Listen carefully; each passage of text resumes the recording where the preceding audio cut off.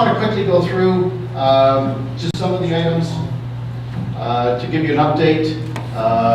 Quick update on the issues which we've just done, the long-term energy plan, the North of Dryden plan, and then getting into the Thunder Bay District projects. We've gone through two processes in the last 4 or 5 months. One is the long-term energy plan, where we put together a response and submitted it to the government. A copy is available on the NOMA website. North of Dryden plan, it was released in mid-August. It's designed to improve services to Ear Falls, Red Lake, Pickle Lake, and the remote communities of the north. But it does talk about a connection to the Ring of Fire. And that's why we're rolling it into this presentation today. And it also ignores, in fact, ignores might be a kind word, it states categorically that there's no role for the Thunder Bay Generating Station in the North of Dryden plan, or in fact in Northwestern Ontario. It does talk about regeneration in Red Lake and Pickle Lake areas. The irony is that they've been bugging us for a response of a document they released middle of August that they've been working on since 2010, but they want an instant response from us. And it fails to acknowledge in any way the fact that the communities up there have since about 1994, 1995 been demanding increase in services. The line to Pickle Lake was maxed out as soon as it was turned on. So we did our response this week. We sent it to the Minister of Energy, the CEO of the OPA, area MPPs, to all of the NOMA member municipalities, and to NOAC.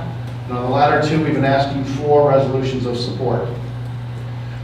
Minister Shirelli has raised the importance of this plan beyond what its intention is.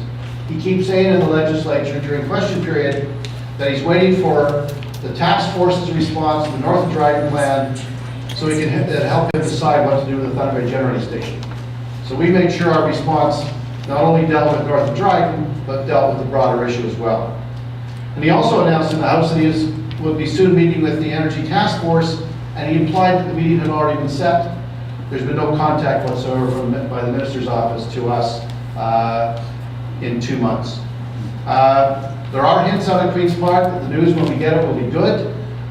We are waiting for a meeting, and Minister Gravel is in the process of setting it up, and he's certainly been extremely helpful on this file.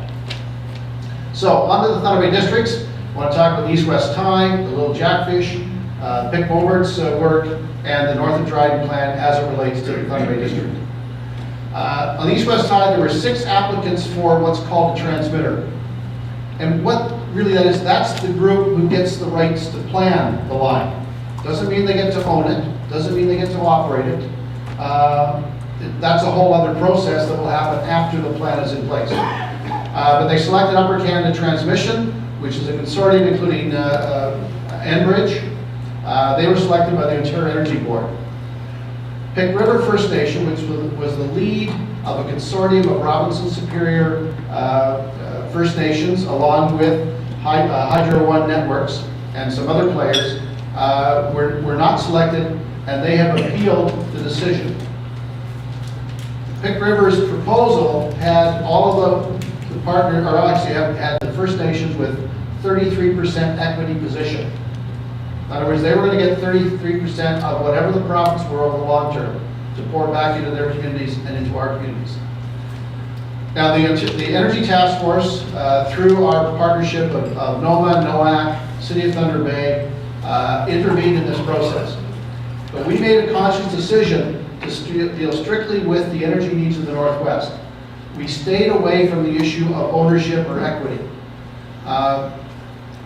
As a NOMA board member, I've asked the NOMA board to start putting their minds to whether we should be developing a position around equity participation from organizations based in the Northwest.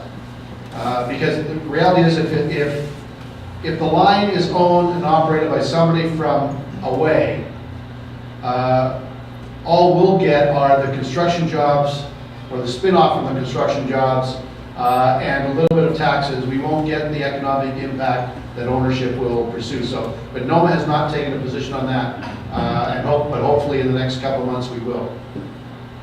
And that court case will likely delay this process by a year. At least that's the estimates I've received.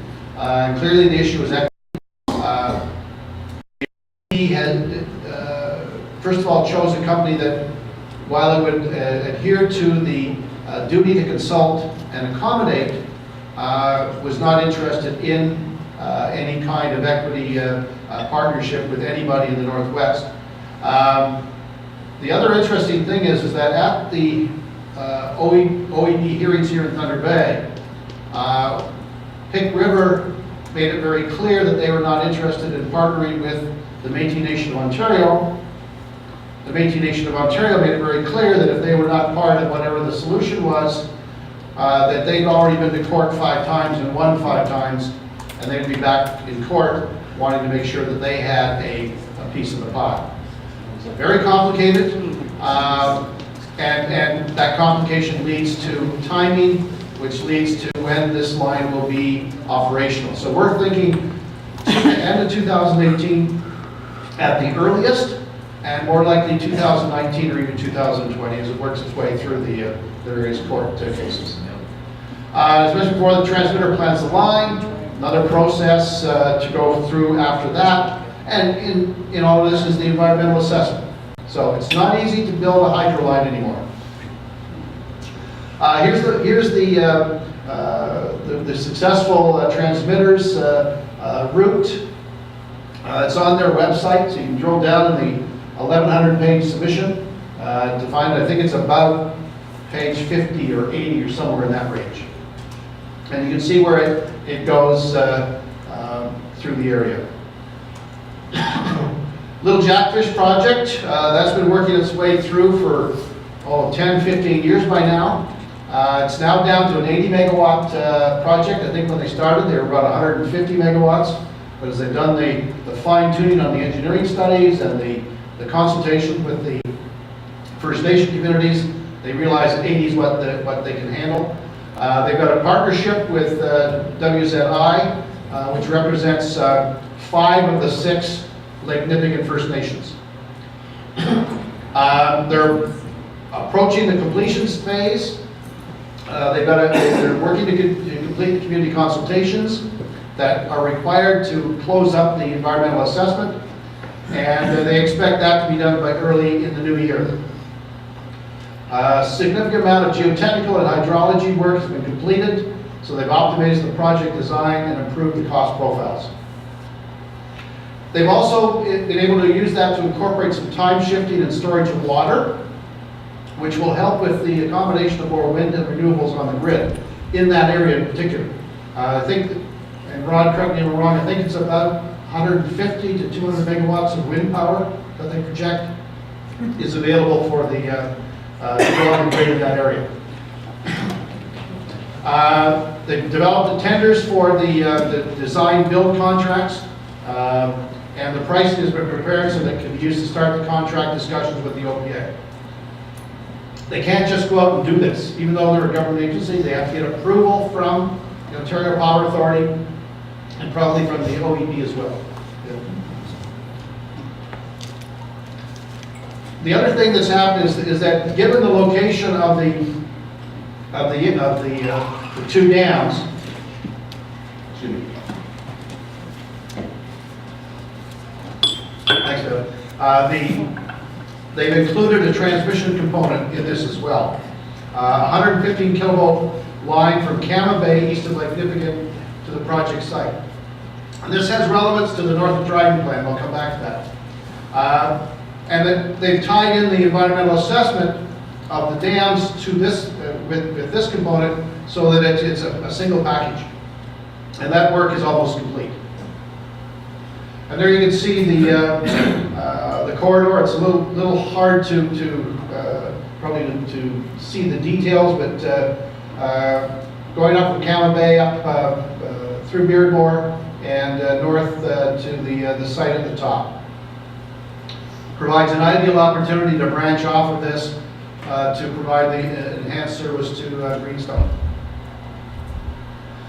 Pick Mobert is in the process of developing their first facility, 2 generating stations on one of the rivers, capacity of just under 19 megawatts. I won't try to pronounce. And it's a joint venture with Regional Power Inc. And it's a 50-50 partnership. The upper site replaces the Ministry of Natural Resources regulating dam on White Lake. And then it's a 10 meg site on the lower end, about 16 miles south of the upper site. Tenders will be issued in February. They've had the groundbreaking already. Now, the Northern Dryden Plan, as I mentioned before, it focuses on Deer Falls, Red Lake, Pickle Lake, and the northern remote communities, but it oozes into the Thunder Bay District. It assumes that the electricity will be supplied to the Ring of Fire through a connection to Pickle Lake. Now, they qualify that later by saying that if the Ring of Fire load is less than 45 megawatts, it's logical to go through Pickle. If it's greater than 45 megawatts, it should come up from the south through Greenstone. They suggest a new connection from Marathon through Nakina to the Ring of Fire. You need to understand that currently the terminus of the electrical system in Greenstone is at Long Lake. That's where the major transformer station is. So we're scratching our heads to figure out why they've chosen Nakina and also why they've chosen Marathon. We've talked in the Energy Task Force of a line from Terrace Bay following the Bush Road up to Long Lake, which seemed to be an ecological connection. Plus the Little Jackfish option makes even more sense. And I'm getting there, Rebecca. The other key thing is that, once again, a provincial agency is operating in isolation from everything else. There is no reference in this plan to any discussions with any of the mining companies or with any of the other provincial ministries about a common plan for a corridor that connects the south to the Ring of Fire.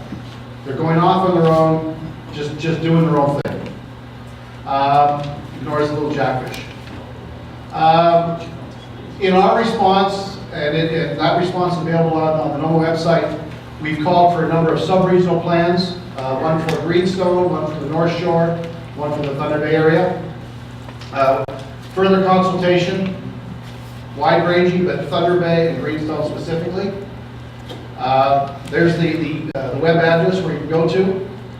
And as I mentioned before, we're looking for endorsations. Thunder Bay City Council will be asked to endorse it Monday night. The NOMA board is currently circulating a resolution to get the support of its board. And given the early results, I don't think that's going to be a problem. And thank you.